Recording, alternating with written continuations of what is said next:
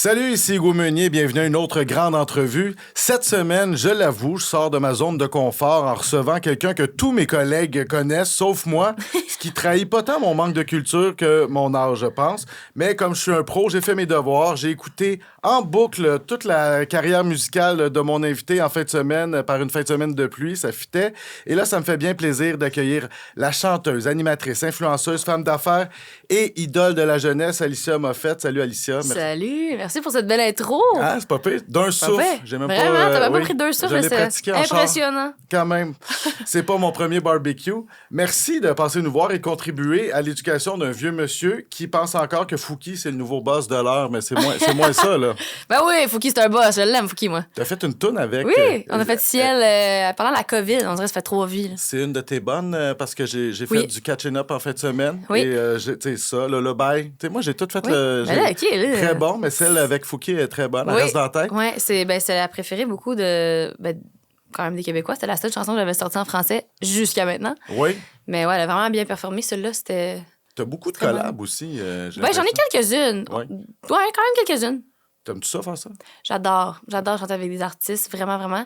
On dirait que des fois c'est plus organique que d'autres fois, mais c'est toujours le fun de comme mixer les deux styles, tu sais, Ouais. puis de voir qu'est-ce que ça donne, là, tu sais. Moi, j'ai pas le même style que Fouki, on s'entend, là. Non? Puis ça a donné de même parce qu'on avait le même producer, on écrivait avec la même personne. OK. Puis quand il a fait la chanson, j'ai juste fait un verse dessus pour le fun en studio parce que j'étais là, puis ça a marché. Ça c'est dans Ça a la bien boîte. donné. Tu vis une grosse semaine, Alicia, en marge de la sortie de ton 3e album, No, I'm Not Crying. Fait que on dirait que ça se passe bien. Ça se passe vraiment, vraiment bien. L'album est sorti vendredi le 30 mai. Ouais. Puis c'est vraiment... Tu sais, je m'attendais à une bonne réaction parce que je suis confiante que le matériel qu'on a fait est bon. Mais à ce point-là, pas à ce point-là. Genre, Ouais. on a vraiment beaucoup de support, d'autant des fans que des partenaires, que des plateformes de streaming, Spotify, Apple, Amazon, tu sais. On est comme... Moi, je suis sur un nuage, là. Ça n'a pas de bon sens comment... Puis aussi, je reçois beaucoup de commentaires, tu sais, des gens qui m'écrivent pas d'habitude, là, que je connais, des connaissances, qui prennent le temps de me dire « Hey, Ali, j'ai écouté l'album, c'était malade. » Ouais. On dirait que ces commentaires-là, souvent, je suis comme ah, OK, ça doit être bon, parce que tu m'écrirais pas pour me dire que c'est bon si tu trouves ça à chier.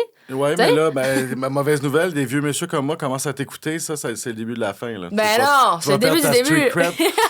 Ben non, c'est correct, on veut un public qui large. Nouvel album, nouvelle équipe aussi. T'as fait tes débuts avec... ça, c'est Willow. Ça, c'est Willow qui vient de tousser. Excusez-la. C'est une toux? Ben d'après moi, elle s'est choquée, quelque chose de même. C'est mon chien, Willow, qui est là dans le tu studio. traînes beaucoup. Willow est partout. Oui. Elle était là la semaine de tous mes événements. On a fait un événement privé avec mes fans pour le lancement de l'album. Elle était là. Ouais. Elle est là dans mes shows. Elle était là à la salle Bonjour. Elle est là partout. Bon, c'est ça. C'est l'extension de Vous venez moi. en duo. C'est Oui, l'extension de moi. Oui. Bon, nouvelle boîte de prod, Cult Nation, la même que Charlotte Oui. Cardin. T'écris, ton équipe aussi, ta team a changé. T'as Jason Brando, le partenaire de Charlotte Cardin, qui écrit avec toi aussi. J'imagine que les comparaisons avec Charlotte Cardin, ça te gosse pas, là. Ben non, ça me gosse pas pantoute.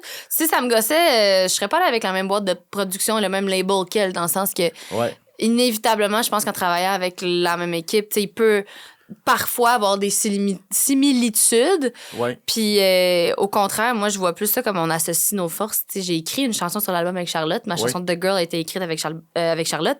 Elle m'a invitée à son spectacle à Tremblant. Je pense qu'on se voit plus comme on est dans le même team que, tu sais, ça peut pas m'affecter qu'il y ait des comparaisons. Aussi, moi, ça, c'est Willow qui se gratte aussi. Mon Dieu, elle va se coucher bientôt. Elle est quand même show off, elle est venue ici faire son petit coucou. Elle fait son show, là, je te dis. Elle sait ce qu'elle fait. Mais non, c'est ça. Moi, je suis une grande, grande fan de Charlotte depuis toujours. Ouais. Puis c'est pour ça que, tu sais, d'écrire avec elle, d'être dans le même univers qu'elle, pour moi, c'est juste un honneur, là, ben honnêtement. Fait que quand on me compare à Charlotte, c'est un très grand compliment pour moi. Oui, puis vous partagez la même ambition. Elle veut percer à l'international, toi aussi. Fait que c'est ça. Puis vous avez justement votre tune de Girl ensemble. C'est cool. Les premières critiques sont bonnes. Ma collègue Catherine Beauchamp du 98.5 l'a beaucoup aimé. Elle a fait une entrevue avec toi. Alexandre Vigneault de La Presse, qui est quand même spécialisé en musique, semblait agréablement surpris de ton retour 3 ans après Intertwine. Je le cite. Ce sentiment que tout coule se sent d'ailleurs tout au long du disque. Preuve que ses collaborateurs et elle ont trouvé un point d'équilibre entre la forme et le fond. Car si la jeune artiste travaille en équipe, elle met ses mains partout. De l'écriture à la réalisation, et c'est elle qui a le dernier mot. Bref, t'emmènes large sur cet album-là. Ouais. Plus que d'habitude? Non, moi, j'ai toujours été très hands-on sur mes projets, que ce soit n'importe quoi, là, que ce soit la musique, que ce soit l'entrepreneuriat, les réseaux sociaux. Toujours très hands-on sur ce qui est marketing, ce qui est tout ce qui est visuel, puis ce qu'on entend aussi là, par rapport à la musique, tout ce qui est ma musique, l'écriture, tout ça. Fait que j'écris mes chansons, je suis toujours là pour les produire. Je sais pas comment produire une chanson, mais je suis là, puis je dis, hey, mets plus de toum-toum-toum, puis de tch-tch-tch. C'est comme. Je communique ce que je veux. Il faut que tu valides pas mal tout. Tout, mon Dieu. J'ai le dernier mot sur tout, là. Absolument. Puis c'était un non négociable là, quand j'ai signé avec Cult Nation, parce qu'avant, j'étais indépendante, excuse-moi. Ouais. Fait que c'est moi qui gérais tout. Puis là, ben honnête, je gère tout. C'est juste que je gère tout. J'ai le dernier mot sur tout. Ouais. Mais Cult Nation produit tout avec moi. Puis j'ai honnêtement une équipe de rêve. Là. Ça n'a pas de sens. Là. Et écrire en gang, ça doit être tough. Moi, je trouve ça plus facile. OK. Je trouve ça vraiment plus facile parce que, il y a une affaire de confiance aussi quand tu sais, mettons, les dernières années. Quand j'ai commencé à écrire, tu sais pas dans quoi tu t'embarques. Là. Moi, ça n'a jamais été comme. J'étais pas le genre d'enfant là, qui allait au piano puis qui écrivait puis que j'ai mis le tout de composer. Là, t'sais. Quand j'ai commencé à composer en 2018, c'était un challenge. J'avais pas tant de confiance en moi par rapport à ça. Surtout que j'écris dans ma deuxième langue, qui est l'anglais. Puis j'écris une tonne en français aussi, mais majoritairement en anglais. Fait que écrire avec quelqu'un, ça aide beaucoup parce que, premièrement, la majorité du temps, je vais écrire avec des anglophones. Fait que eux, c'est leur langue maternelle. Des fois, ils vont trouver des rimes plus facilement. Ils vont trouver des variantes à ce que je veux dire, mais d'une meilleure façon. Ouais. Fait que, personnellement, je trouve ça vraiment plus facile d'écrire en gang. Même que la seule chanson que j'ai écrite seule sur l'album, c'est Indemne, la chanson en français. Ouais. J'ai failli la couper jusqu'à la dernière minute parce que on dirait qu'il y a un sentiment de comme ça peut pas être bon. C'est juste moi qui l'ai fait, t'sais. Il y a comme un petit sentiment d'imposteur de comme j'ai pas 100% confiance en mes skills. Fait que cet album-là sort et que en fait, tout mon matériel, j'ai souvent eu des bons commentaires, mais cet album-là, il y a tellement des bons reviews que je suis comme, je pense que je suis capable d'écrire. Oui. Là, ça commence à solidifier ma confiance un peu. Tu sais, veux pas, on va le décortiquer tantôt l'album, mais c'est très personnel. Fait que, tu sais, il faut que ça sorte de ta tête. Fait que les autres personnes peuvent t'aider pour, j'imagine, sur certaines tournures, mais ils peuvent pas être dans ta tête. Non, mais ce qui est le fun dans notre process d'écriture à nous, dans cet album-là spécifiquement, c'est que ça partait toujours de. Nos inspirations partaient toujours de conversations qu'on avait ensemble. Fait qu'on arrivait au studio, puis on se bookait le studio à 11h, mais on commençait pas à écrire avant 1h, là, parce que, tu sais, on jase, puis qu'est-ce qui est arrivé hier, cette semaine passée, puis on parle de situations qui se passent dans nos vies, puis on bande là-dessus, puis à un moment donné, on spark des idées pour l'écriture, tu sais. Ouais. Même que des fois, je me confiais à Sam, le producer avec qui j'écrivais, puis là, tu le voyais qui sortait son sel, puis des fois, il prenait des petites notes, genre, parce qu'il sait que comme ce que je dis, ça va servir à écrire une chanson. Ouais. Okay. Fait que oui, c'est très personnel. Souvent, ça commence des émotions ou des situations que moi, j'ai vécues. Même que j'ai quand même vraiment de la difficulté à écrire sur des choses que je suis pas capable de relate, genre des situations que les autres ont vécues. Chose que je dois travailler parce que quand ça va bien, c'est tough écrire pour moi. Puis là, ça va bien, malheureusement. Là, ça va super bien. Une chance que je suis pas en train d'écrire. Mais là, celui-là, ça allait-tu bien pendant que tu l'écrivais? Je veux dire, c'est des up and down. Là. Ça a pris 2 ans à écrire cet album-là. Okay. Il y a aussi des chansons dans cet album-là où j'ai été creusée dans des vieilles affaires. Fait que je dirais que cet album-là couvre un peu les 4 dernières années de ma vie. OK. Fait que, je veux dire, en 4 ans, tu pleures une couple de fois, là, personnellement, très souvent. Il y a eu de l'action aussi en 4 ans. Ouais. OK. Mais là, sauf que là, il faut que tu t'arranges pour que ça aille un petit peu plus mal que maintenant. Sinon, ton prochain va être plate. C'est ça. Va falloir que je trouve des bobos. Là. Drame, là. Ouais. D'après moi, je veux dire, on n'est pas à l'abri de rien. Là. Je vis des émotions tout le temps. Tu peux annoncer ta rupture avec Fred maintenant. Ça va mal. On n'est plus ensemble. Bon, puis, on va écrire des bonnes tunes, heureusement. Tu dis toi-même, l'authenticité, c'est une valeur capitale pour toi. Est-ce que c'est difficile de rester authentique? Parce que tu as quand même, écoute, 77 000 followers sur Instagram, quasiment 500 000 sur TikTok. Il faut quand même que tu réfléchisses avant de publier tes affaires. Ça se peut-tu, l'authenticité, qu'un reach de ce genre-là?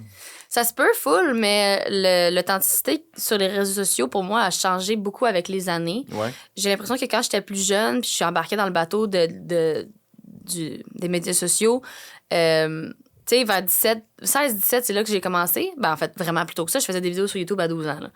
Fait que, tu sais, le côté plus influenceur, tu sais, montrer sa vie est arrivé plus vers 16-17 ans. Puis j'ai l'impression que pour moi, à ce moment-là, être authentique, c'était de tout montrer, tout divulguer, mes peines, mes bonheurs, mes chicanes, gna gna gna. Transparence totale. Transparence totale, parce qu'on dirait que pour moi, c'était comme si je veux être authentique, il faut que je dise tout. Puis avec le temps, je me suis rendu compte que quand tu fais ça, il y a des conséquences. Parce que souvent, mettons, tu vas montrer des relations qui soient amicales, amoureuses, familiales. Si il y a quelque chose qui se passe, puis là, ils voient moins la personne, ils posent des questions, tu sais. Tandis que là, maintenant, je montre mon chum, mais pas aussi souvent, mettons, que mon ex. Puis ça fait en sorte que quand je le montre pas pendant un mois, il y a pas personne qui se pose une question, là. Ils comprennent que c'est juste pas tout le temps... Il est pas tout le temps dans mes stories à tous les jours, tu sais. C'est parce que tu l'aimes moins aussi. Mais je l'aime moins. C'est ça l'affaire, tu sais. Je l'aime vraiment moins, puis le gars, ça. Oui, c'est vrai. Mais non, mais c'est ça. Fait que, tu sais, cette genre de limite-là a changé pour moi avec les années. Puis c'est drôle parce que ça a aussi changé, mettons, par rapport à comment j'écrivais mes chansons. Parce que quand j'ai commencé à écrire cet album-là, au début, je me censurais vraiment. J'avais de la misère à écrire. J'ai comme eu un blocage en début de processus parce que je me disais, mais comment je vais expliquer mes chansons? Il va falloir que je les explique. Mais si je veux écrire par rapport à ci, par rapport à ça, qu'est-ce que je vais leur dire, genre? Puis parce que c'est ça que j'ai fait beaucoup dans le passé, dans mes autres chansons. J'ai beaucoup expliqué qu'est-ce que voulaient dire mes chansons. Tu sortais tes albums, mais tu t'expliquais tes chansons à part. OK. Oui, je les expliquais beaucoup. Puis quand j'ai commencé à écrire ça là, ben, à un moment donné, mon producer m'a dit, comme, arrête de te mettre une barrière, là. Genre, arrête de penser à ça. Tu l'expliqueras en temps et lieu, tu sais. Ou pas. Tu l'expliqueras ou pas, tu sais. Tu l'expliqueras pas ou tu t'arrangeras avec ça rendu là. Mais pour l'instant, arrête de te censurer. Puis à un moment donné, j'ai fait, ben oui, t'as bien raison. Puis là, cet album-là, j'ai pas l'intention de, comme, tout expliquer mes chansons, qu'est-ce qu'ils veulent dire, pourquoi, quand ou comment. J'ai un peu l'intention de laisser les gens se faire leurs propres idées, mais aussi s'associer la chanson à eux pour que eux relate d'une telle manière. Parce que tu vois, c'est drôle, ma chanson Hotel W, je l'ai écrite pour une raison en particulier. Puis j'ai un ami que sa mère souffre de l'Alzheimer. Puis quand il l'a écouté, il a complètement relate à chaque parole, genre, mais ça n'a aucun rapport avec pourquoi je l'ai écrit. C'est interprété complètement les paroles. Puis tu sais, j'ai trouvé ça full intéressant. Puis c'est aussi à ce moment-là, j'étais comme, hey, j'ai pas besoin de tout expliquer. Les gens, justement, si tu leur mets pas les mots dans la bouche, ben ils vont pouvoir relate plus peut-être parce qu'ils vont être comme, tu sais, ils vont c'est ça, ils vont relate plus à la manière. C'est souvent ça, je pense. Est-ce que tu y vas all-in? Est-ce que tu t'auto-censures? C'est quand même angoissant de mettre tes trips à la table. C'est angoissant, mais pas quand t'as pas besoin d'expliquer. Parce que ça laisse place à l'interprétation. Puis c'est aussi que quand tu dis pas tout, puis tu le divulgues pas toute ta vie, ben les gens font pas nécessairement les associations, tu sais. Puis là, tu te fais-tu violence pour pas l'expliquer? Ça te démange-tu ou t'es capable de... Ben j'aimerais ça, des fois, c'est parce que moi, je suis le genre de personne qui communique beaucoup, j'explique beaucoup, je suis très carte sur table avec mes amis, avec ma famille. Fait que c'est sûr qu'il y a des fois des situations où comme ça me démange là, vraiment de comme expliquer. Mais some things are better left unsaid. Puis il y a des affaires qui sont des fois pas besoin d'être adressées ou pas besoin d'être... Tu sais, c'est quand même ma vie à moi, là, tu sais. Fait que réellement, je dois rien à personne. C'est sûr que quand tu montres beaucoup ta vie sur les réseaux sociaux, les gens s'attendent à des choses. Mais après ça, ma limite, c'est moi qui ai choisi, tu sais. OK, voilà. Alicia, je te cite dans la presse. Je me dis que si les gens aiment ma musique, ils m'aiment moi parce que ces chansons-là, c'est vraiment qui je suis. C'est-tu important pour toi? C'est drôle, quand j'ai lu ce passage-là, j'étais comme, pas petite, elle veut tellement être aimée. Oui. Mais c'est vraiment vrai. Puis c'est drôle parce qu'avec Court Nation, j'ai fait un test psychologique qu'ils font faire à tous leurs artistes juste par... En fait... Avant? Non, ben, comme ça faisait 2 ans que j'étais avec Court. Pas genre en mode, faut qu'on te teste, puis si t'es pas bon, on s'en va, là. Oui, c'est quoi? C'est pas un tel QI? Non, 0. C'est un test psychologique dans l'optique d'apprendre à se connaître et savoir comment s'adresser, se parler, se gérer. Okay. Quand il y a un tel comportement, tu sais un peu c'est dû à quoi. Puis c'est vraiment dans le but... Je pense que dans cette business-là, il y a beaucoup de relations humaines. Faut vraiment humainement bien s'entendre. Ouais. C'est ce genre de business-là, puis il y en a d'autres qui c'est comme ça aussi. Puis je pense que le but, c'était vraiment d'apprendre à se connaître. Puis c'était full pertinent. Puis ce test-là m'a vraiment beaucoup appris sur moi. Puis le test a comme... C'est une secte, coudonc? Ouais, vraiment. Non, ça sonne vraiment plus que c'est, mais c'est plus en mode, hey, ça tente-tu de le faire? Puis c'est un test qui coûte full cher à faire. Ouais. Mais c'est vraiment... C'est une chance, là, dans le sens que tu peux... Tu sais, de faire ça gratuitement, c'est comme ça apprend ça t'apprend beaucoup sur toi-même. Ça te donne des réponses aussi sur comment que t'es, puis certains comportements que t'as.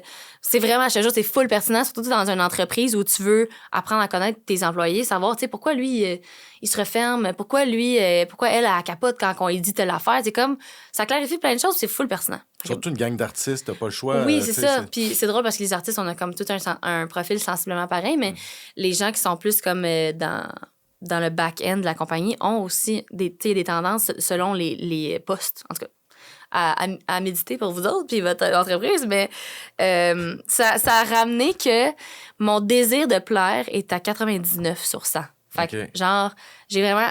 C'est que ça me drive beaucoup. Ouais.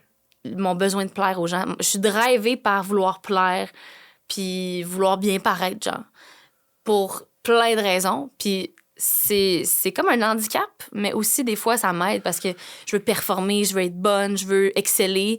Mais des fois, c'est comme quasi maladif. Là. Genre, c'est comme si je sens qu'ils vont pas aimer ça ou les gens vont me juger ou je peux devenir un peu folle. Mais j'aime quand même ta transparence par rapport à ça parce qu'il y a un paquet d'artistes tourmentés qui font semblant qu'ils veulent pas d'attendre. Mais dans le fond, tu veux faire connaître ton art. Oui. Je veux dire, je pense pas que j'excellerais dans mon métier si j'aimais pas être à la scène puis j'aimais pas avoir des yeux sur moi. Là. Faut être honnête. Là. C'est ça. Si je te disais, genre, je déteste l'attention, je suis une grosse menteuse. Là. Ben, y en a, oui, mais ça fait que c'est un...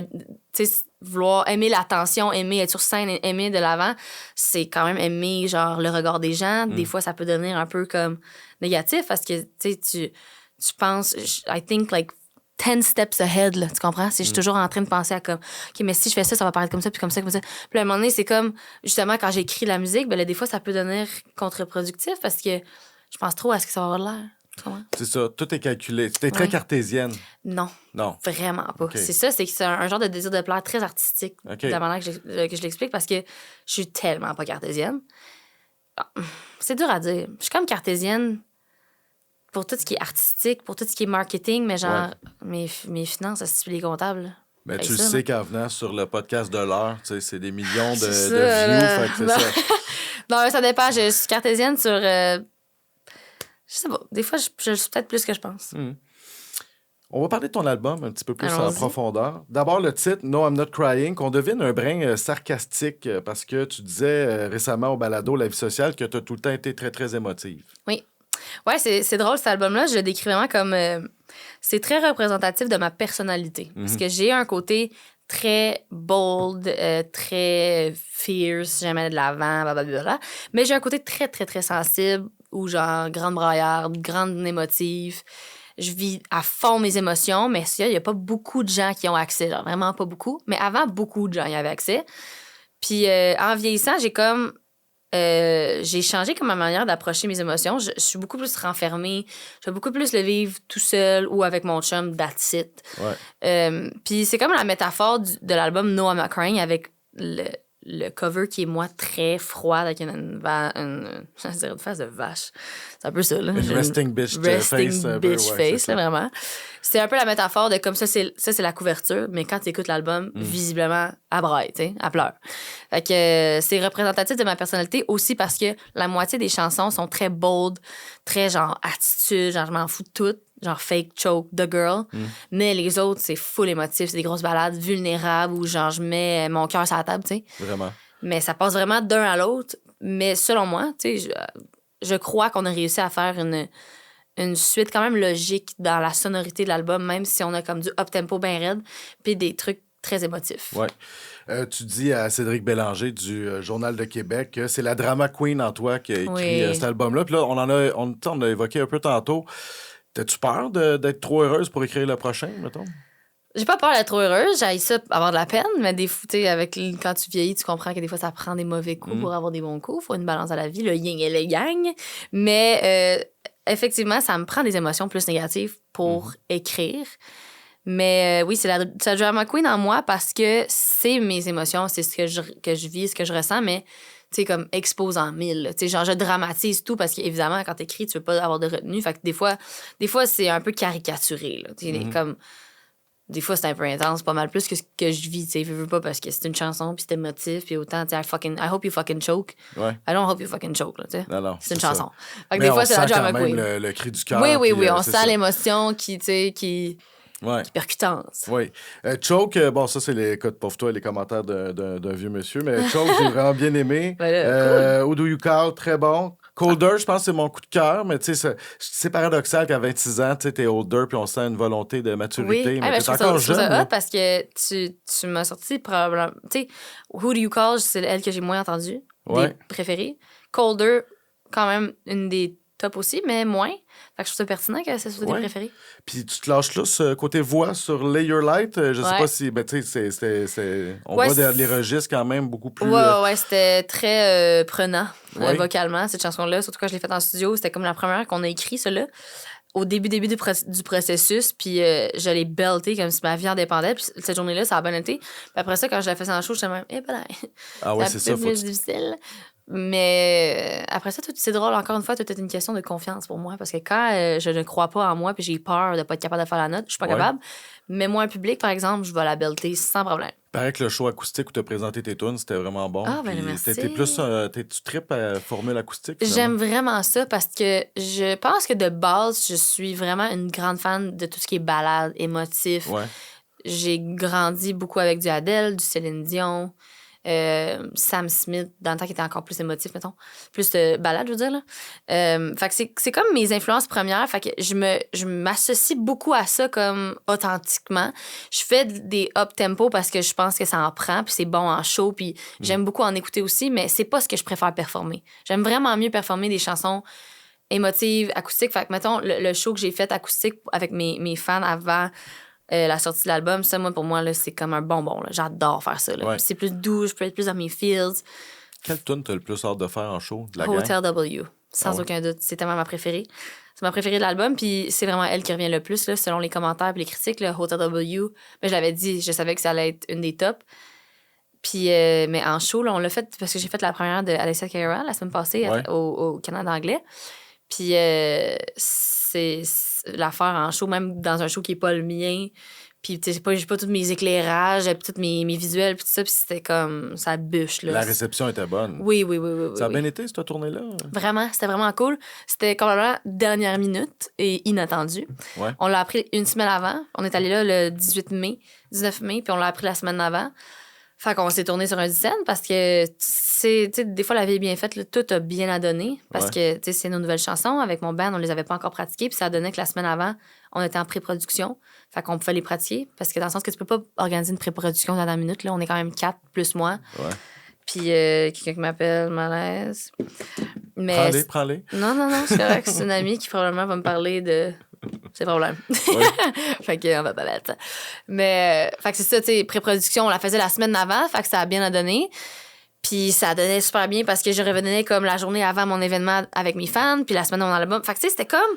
Tout était vraiment bien fait, là. Ouais. Puis c'était vraiment le fun de voir aussi qu'il y a des gens au Canada anglais qui ont aucune idée je suis qui, puis qui ont aucune idée je viens de où. Tu sais, Ouais. c'est des gens qui ont été captivés par ma musique, puis j'ai reçu full de commentaires après ça pour me dire comme nouveau fan, dadadidada. C'est quand même, tu sais, c'est courageux de faire ton rodage dans une tournée avec une Complètement, chanteuse hein. qui remplit des salles. Ah là. oui. C'est vraiment du rodage, là, c'est vraiment ça. Puis c'est comme ça Ouais. que nous, on l'a vu, on était comme, let's just do it. Puis justement, on va se roder. Puis c'est drôle, mais c'est vraiment moins stressant que mes shows.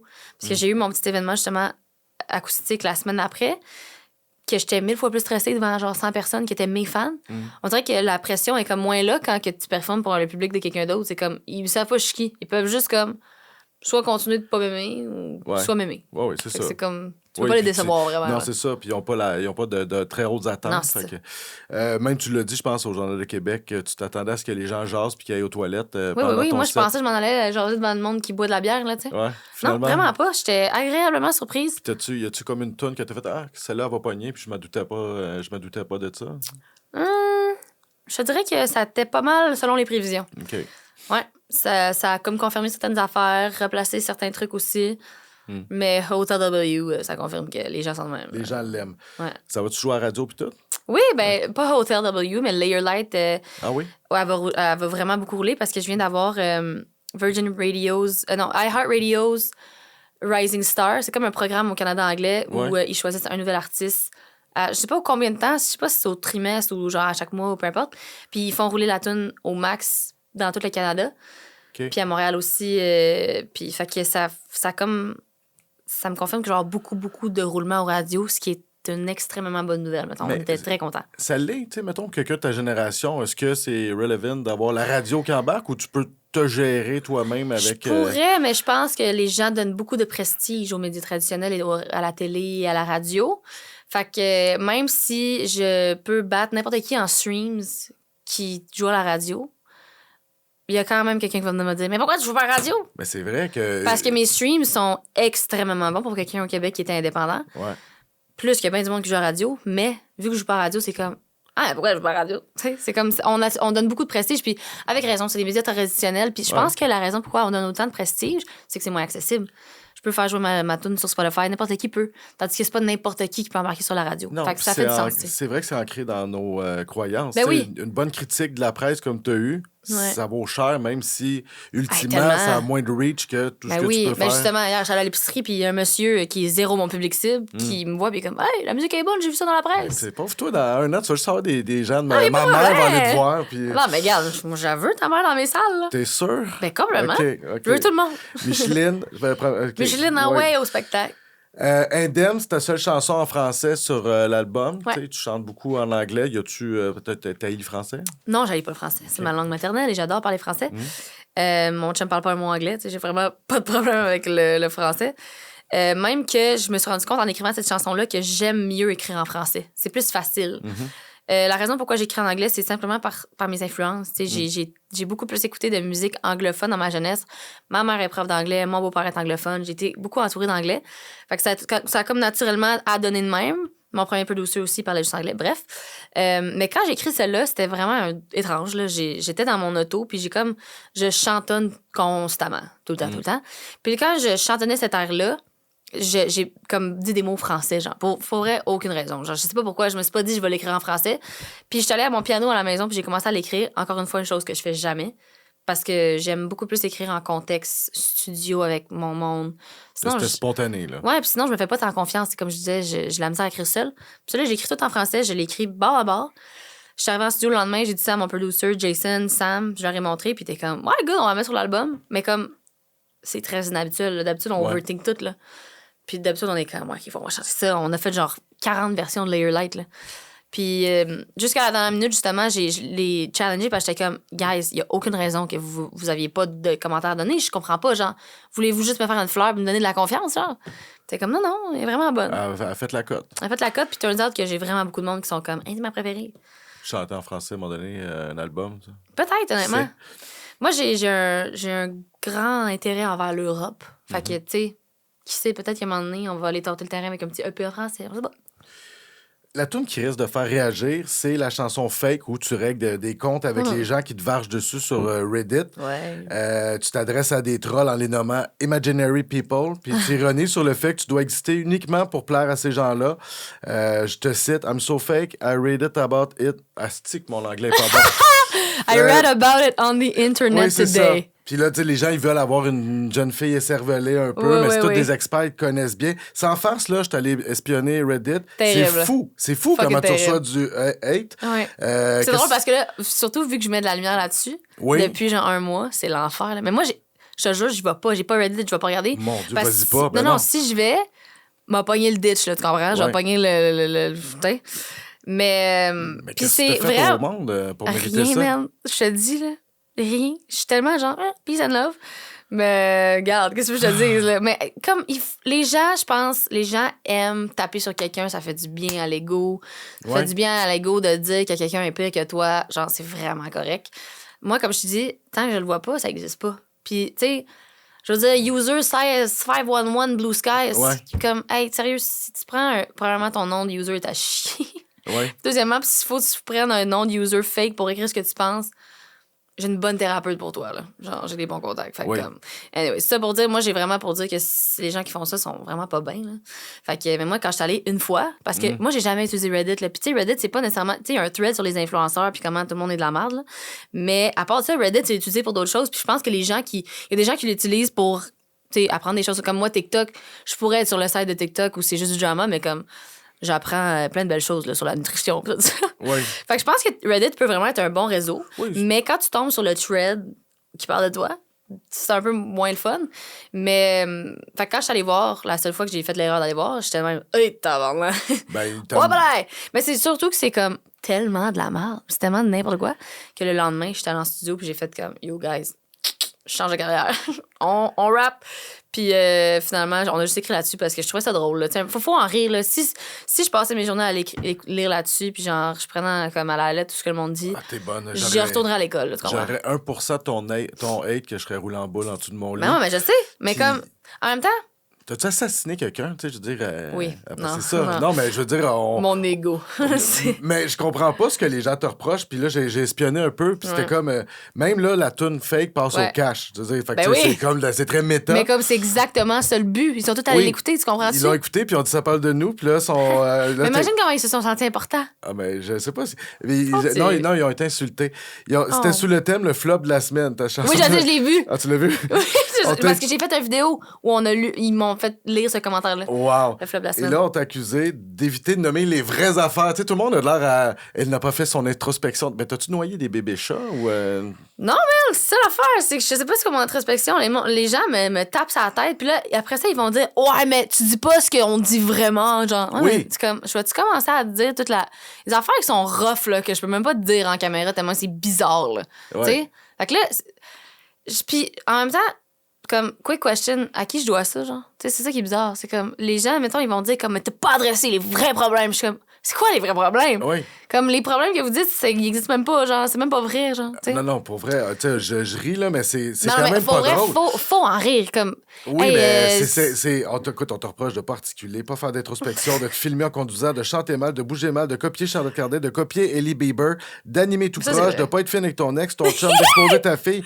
Je veux dire, t'as 26 ans, tu ramasses tout ça. Pour vrai, il faut que tu sois faite forte, là.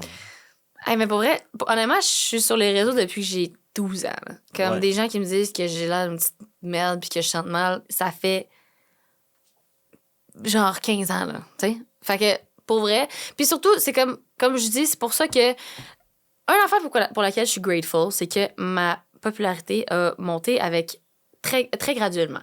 Donc, j'ai pu m'habituer à ça. Versus, mettons, mon chum qui a fait Occupation Double, que du jour au lendemain, il sort d'Occupation Double, qui est le favori du public, puis genre, il passe de 0 à 1000. Ouais. Ça te cogne, là. Puis tu sais, c'est heurtant parce que c'est un phénomène très spécial. Puis moi, j'apprends à vivre avec à tous les jours. Mais la réalité, c'est qu'il y a personne, en mettons 15 ans, qui est venu me voir en vrai, puis a fait « je taillis ». C'est jamais arrivé. C'est jamais arrivé. Jamais arrivé. Tu sors, tu vas au resto, mais quelqu'un... c'est jamais, pas une seule fois. Puis gang de pissous, pareil. Tellement souvent, je me suis fait taguer dans une story de quelqu'un qui est venu me voir en show, que j'ai monté, puis plutôt, il m'avait envoyé chier, là. Genre, les gens vont pas...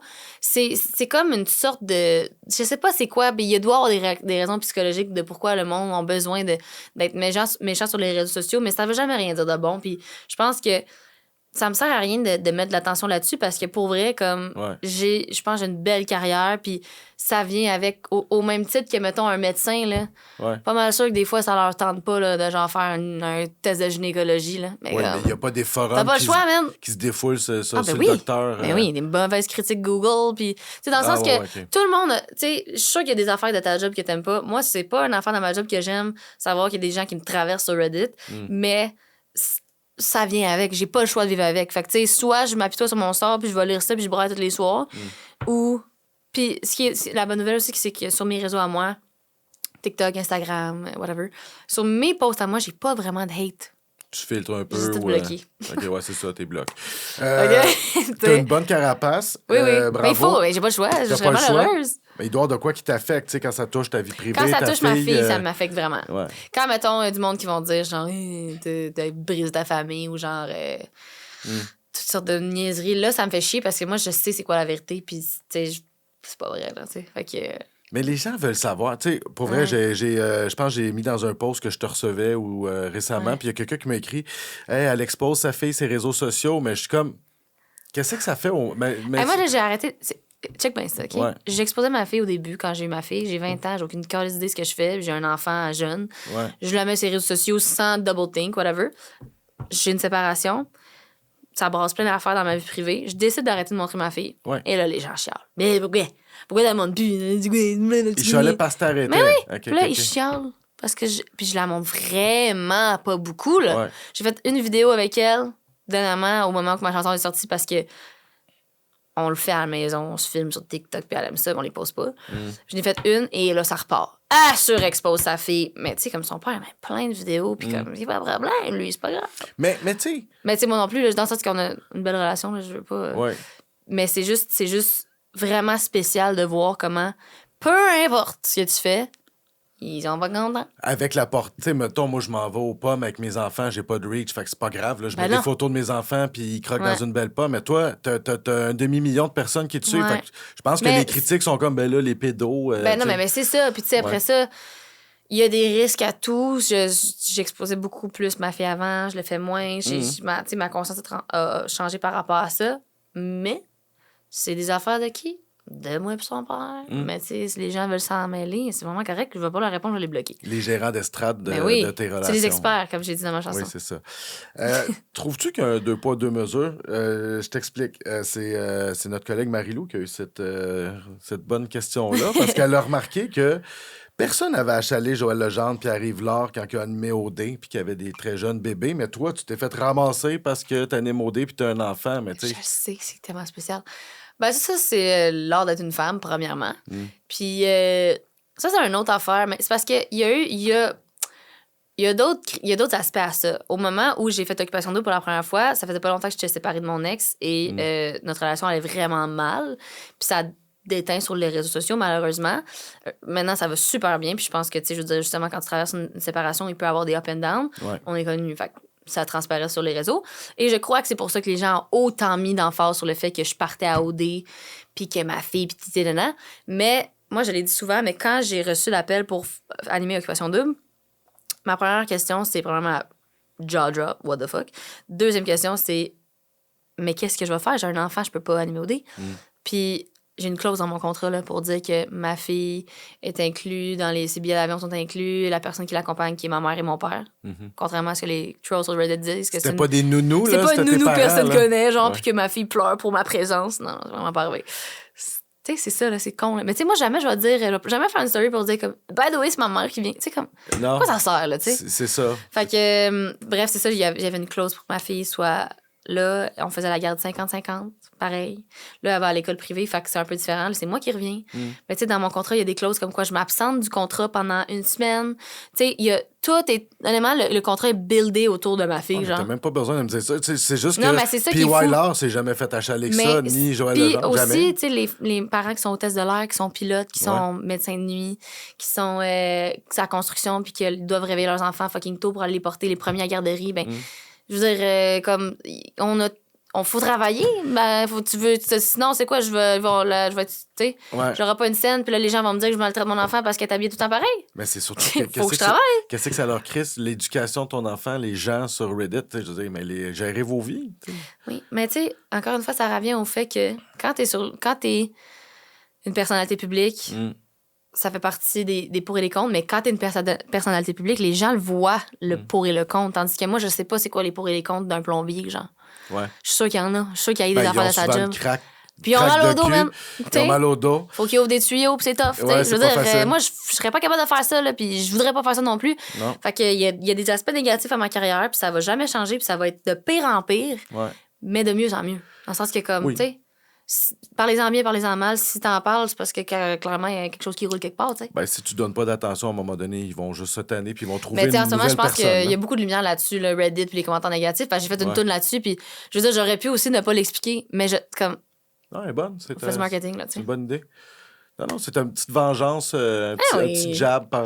Mais ça, puis là, tu sais, des fois, c'est drôle. C'est juste drôle. Moi, j'ai du fun. Ouais, je l'ai écouté pas mal en fin de semaine aussi, quand j'ai fait mon recap. Ouais, t'as appris. Elle est bonne, celle-là aussi. Oui. C'est un peu comme la cousine de Fake, je dirais. Lullaby, ils sont dans la même famille. Puis Choke aussi. Ma fille de 12-13, elle me trouvait, tu sais, elle semblait me trouver cool. OK! J'écoutais ça, t'es comme, c'est quoi ça? Ah, cute! J'ai fait écouter, je fais découvrir ta musique à un nouveau public. Ben là, merci. On fait un petit retour dans le temps, si tu veux. T'es né en 88 à Québec. C'est 98. Quoi ton... 98 à Québec. Excuse-moi, je voulais pas te vieillir. Pas 36, 26. C'est quoi ton enfance à Québec? Mon enfance à Québec? C'est une belle vie de jeunesse? Oui, j'ai vraiment été très choyée. J'ai full une belle enfance. Je suis née à Québec avec toute ma famille habite encore à Québec, sauf ma mère. Puis j'ai vraiment beaucoup changé d'endroit, mettons, parce que mon beau-père vient de la Côte-Nord. J'ai habité sur la Côte-Nord. Après ça, je suis déménagée à Montréal. J'ai fait beaucoup de concours de chant quand j'étais jeune. J'ai fait tellement de concours de chant. D'où la raison, peut-être, pourquoi, en vieillissant, j'ai encore cette petite pensée-là dans ma tête que j'ai besoin de me prouver parce que j'ai quand même grandi en faisant des concours puis des auditions. Puis... C'est arrivé vite? Ça venait de toi? Ah oui, non, moi c'est genre, je mangeais de la musique. Là. Okay. À 7 ans, j'ai fait des cours de chant. Je faisais tous les concours possibles et impossibles. Tu sais, j'avais comme cette fibre-là de comme, justement, à YouTube, j'ai catché rapidement que comme s'il y a une chanson qui sortait puis était nouvelle, les gens allaient la rechercher. Donc, si je faisais un cover la journée qu'elle sortait, ben, les gens allaient trouver mon cover. Tu sais, fait que genre, dans ma tête, c'est comme ça, tu sais, puis je faisais des covers tout seul à la maison. J'arrivais à la maison, première chose que je faisais, en revenant de l'autobus, dans l'autobus, je checkais les tunes que j'allais chanter en arrivant à la maison, genre. Puis là, je pluguais mon iPod, genre, sur mon petit cadran. Puis là, je chantais toute la soirée. Ouais. C'était comme vraiment, ça venait d'une place de passion, là. Genre, j'aimais vraiment ça. Oui, fait que t'as pas été catapulté dans l'espace public pas. du jour au lendemain. T'as fait tes non, classes. Il y a ma mère qui m'a vraiment beaucoup poussée à aller à The Next Star. C'était comme une émission... Que t'as gagné? Oui, que j'ai gagné quand j'avais 14 ans. Puis c'était une émission que... Comme c'était en tout cas... C'est une académie anglo, oui, canadien-anglais. Qui m'a amené à faire la voix par la suite. Ouais. Puis c'était une belle expérience. Ça m'a donné un petit peu d'exposure. C'était ma première expérience télé. Ben, c'est beaucoup là, d'exposure, la voix, quand même. Puis la voix, oui, mais... aussi. Ah, pas tant? Ça The Next Star, c'était moyen parce que c'était beaucoup plus une télé-réalité contrôlée. Tu sais, ils faisaient pas mal leur narratif. Là. Ils choisissaient qu'est-ce que tu chantais, comment tu t'habillais, comment tu faisais tes cheveux, quel personnage t'allais être, blablabla. Okay. Mais j'ai quand même un peu haï ça. J'étais aussi jeune et j'avais un gros caractère, fait que ça me faisait vraiment chier de me faire dire quoi faire. Ouais. Mais quand j'étais allée à la voix, j'ai été chanceuse, j'avais pas mal plus mon mot à dire sur les chansons que je voulais faire. Fait que c'est une plus belle expérience. En sortant de la voix, là, tu sais que c'est ça. Dans le fond, tu savais de tout ce temps-là que c'est ça que tu voulais faire comme métier. Oui, absolument. OK. Parce que tu aurais d'autres options, on s'entend. Tu pourrais être influenceuse, tu as fait beaucoup de contenu lifestyle, tu étais très active sur YouTube. Fait que tu étais en business aussi avec Silly Billy. Oui. Une gamme de produits à saveur de cornichon, Alicia? Ben, fait que t'as plusieurs chapeaux. Fait que là, oui, j'ai vraiment plusieurs chapeaux. C'est ça, comme tu dis, entre autres, ma compagnie Silly Billy.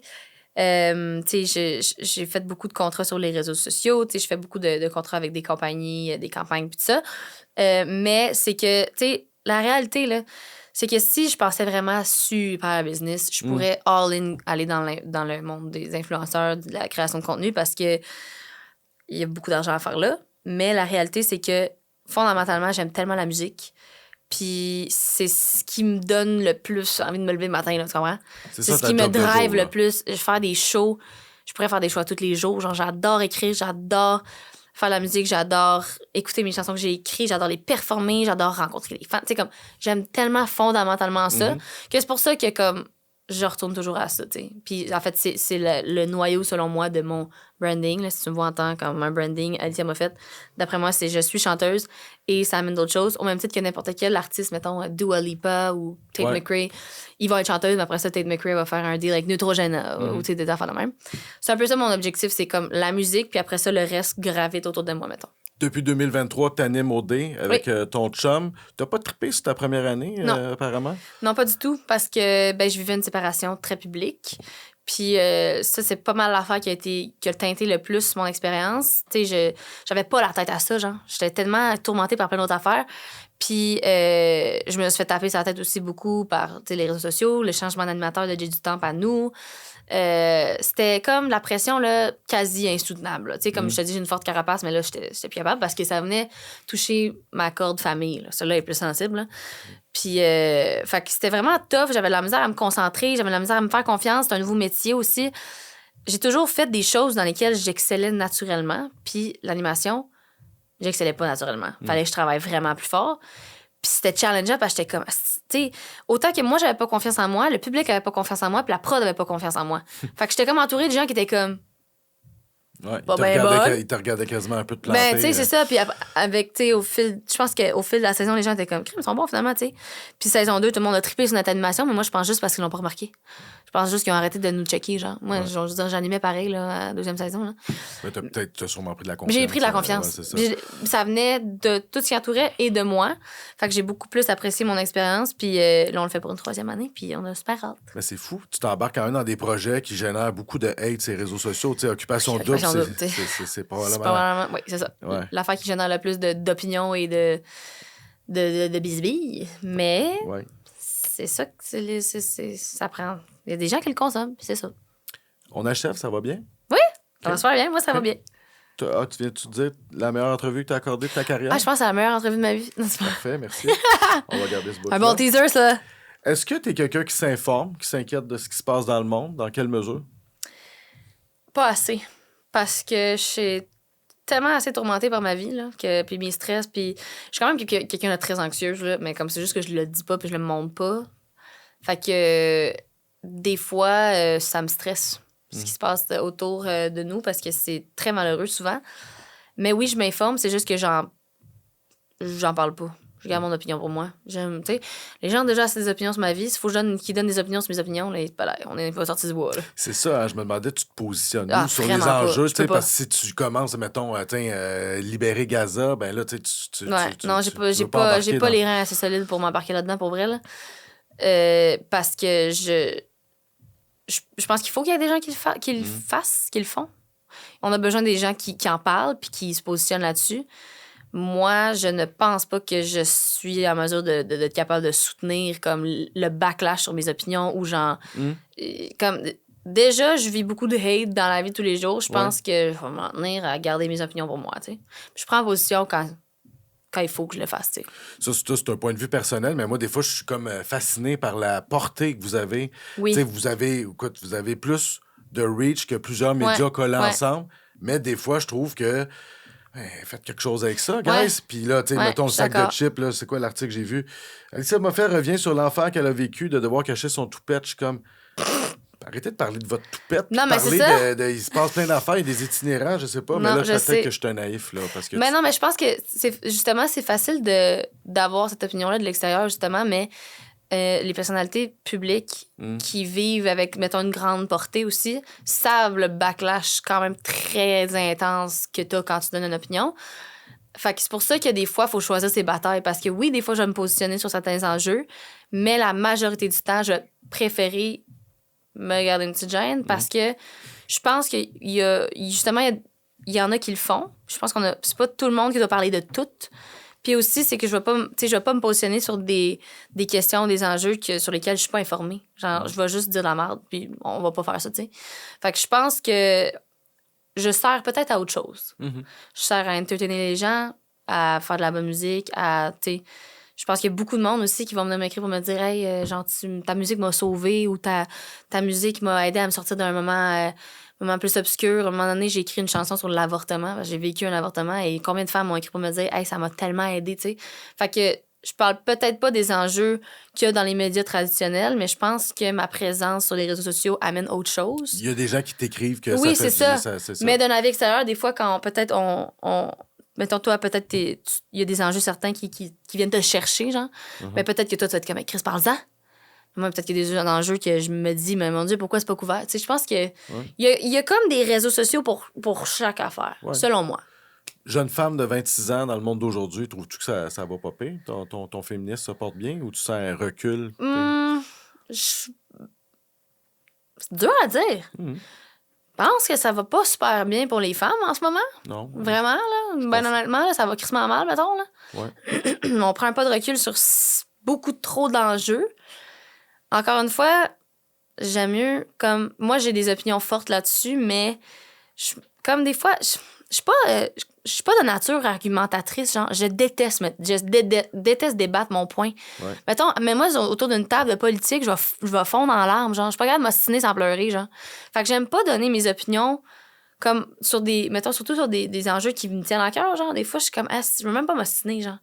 J'ai des opinions, puis je prends mes mesures comme de mon côté dans... Tu sais, mettons, je vais faire des dons très souvent, là, mais comme je me mets anonyme, là, tu sais. Ça me tente pas de me positionner là-dessus publiquement. Je me positionne assez sur des affaires où je me garde une petite gêne. C'est paradoxal, tu sais, de vouloir une certaine pudeur puis de réserve avec une vie aussi publique. T'sais. Oui, je sais. Puis je pense que comme dans tout, il y a des zones grises.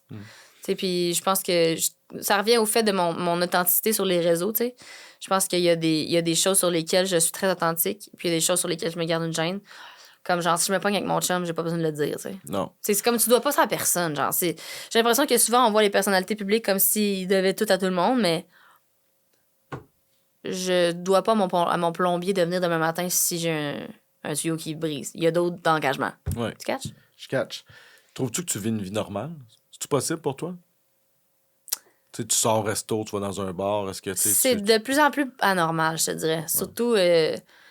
Hier, c'est quoi qu'on est allé faire? On est allé au Ikea, mon chum puis moi. Puis Eh boy, vous avez voulu mettre votre couple en danger? oui, OK. vraiment. Pour vrai. Non, mais Êtes-vous c'est... encore ensemble? Ah oui, OK. de peine et de misère. Ça, c'est bon. Non, ça. mais c'est juste que, mettons, évidemment, tu sais, on gagne la popularité à chaque année avec tous nos projets. Puis de plus en plus, tu sais, je peux pas sortir sans me faire reconnaître au Québec. Zéro. Ça arrive pas. Mais dès que je traverse, je vais en Ontario, tout est beau, j'existe plus. Tu sais, des fois, ça fait du bien. Mais en même temps, des fois, c'est challengeant parce que t'es comme, oh, j'ai du travail à faire. Tu sais, si je veux une carrière, blablabla, je suis un petit mini poisson dans les autres bassins. Ouais. Mais est-ce que je vis une vie normale? Je sais pas, c'est relatif, normal. Ouais. Tu sais, je veux dire, le monde qui s'en va faire, qui sont des médecins dans les pays à l'étranger, je trouve ça pas normal pantoute. Je trouve que c'est fou, là, faire Ouais. ça, tu sais. Fait que dans le sens que Qu'est-ce qu'une vie normale? T'as raison. je sais pas c'est quoi une vie normale. Est-ce que j'ai une vie très publique? Très Ouais. publique, puis des fois, c'est très challengeant parce que j'ai quand même un peu d'anxiété sociale. Genre, dès que je sors de chez nous, je deviens on, là, tu sais. Si je sors de chez nous, c'est comme ma carte publique. Je deviens comme en douli, là, tu sais. Alicia C'est Moffett, à dire. c'était très agréable et Ben je te là, souhaite merci. de perdre ton syndrome de l'imposteur T'es fin, merci. et bonne chance avec ta carrière. Merci beaucoup. Merci. Ça fait un plaisir.